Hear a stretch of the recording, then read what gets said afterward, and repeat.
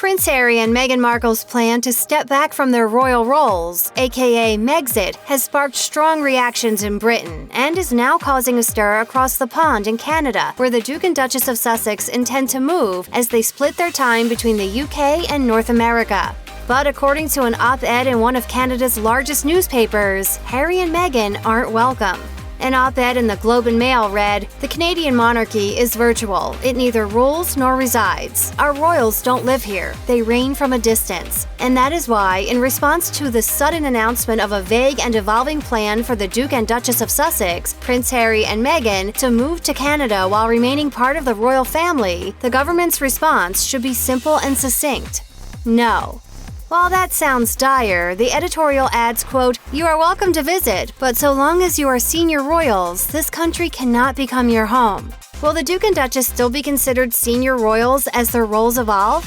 That's one of many questions that apparently has some Canucks concerned. Prince Harry and Meghan Markle said they will, quote, "work to become financially independent from royal funds," but they also said they will continue to, quote, "fully support Her Majesty the Queen."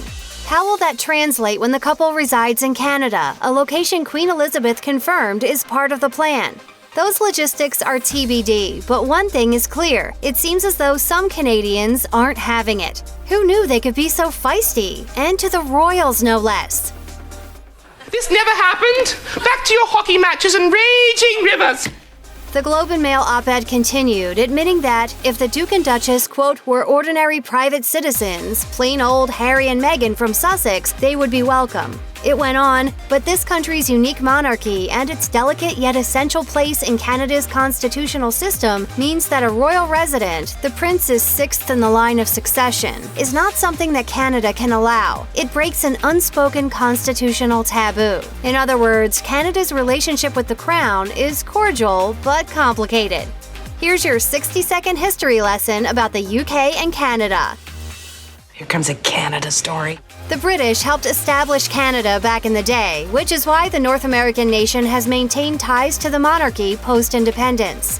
The op-ed explained, "The concept of the crown is at the center of the Canadian system of government. Bills aren't law until they receive royal assent. Crimes are prosecuted in the name of Her Majesty by lawyers known as crowns. A Canadian passport asks foreign states for protection in the name of the Queen. All of that comes out of a constitutional order more than a century and a half old based on the British model. But though Canada borrowed from Britain, it isn't Britain and never was. And this country long ago took steps to make that unmistakably clear. There are reportedly rules and regulations to stipulate what is, and perhaps more importantly, what isn't, allowed when it comes to the royals' actions when they're in Canada, and that may include whether or not they're allowed to live there at all. Prince Harry and Meghan Markle have made it clear that they want to put roots down in Canada, but blurring the lines between Canucks and Brits is clearly ruffling some feathers. And yet, that hasn't stopped many in the country from supporting the Duke and Duchess's decision.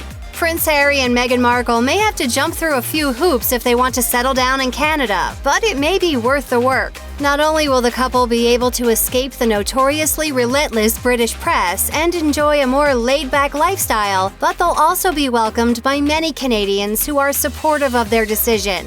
Another Globe and Mail piece called Harry and Meghan's presence, along with their baby boy Archie, quote, "the fairy tale ending Canadians all deserve." When the Duchess of Sussex visited a women's center in Vancouver on January 14, 2020, there were plenty of fans rolling out the welcome mat. Even Canadian Prime Minister Justin Trudeau is on board. He tweeted, "Prince Harry, Meghan, and Archie, we're all wishing you a quiet and blessed stay in Canada. You're among friends and always welcome here." It's still not clear what Harry and Meghan will do while living in Canada. Clearly, they have countless fans, but the Globe and Mail held fast to its warning in a dire op-ed. The stinger? Canada is not a halfway house for anyone looking to get out of Britain while remaining a royal. Ouch. Check out one of our newest videos right here, plus even more Nicki Swift videos about your favorite celebs are coming soon. Subscribe to our YouTube channel and hit the bell so you don't miss a single one.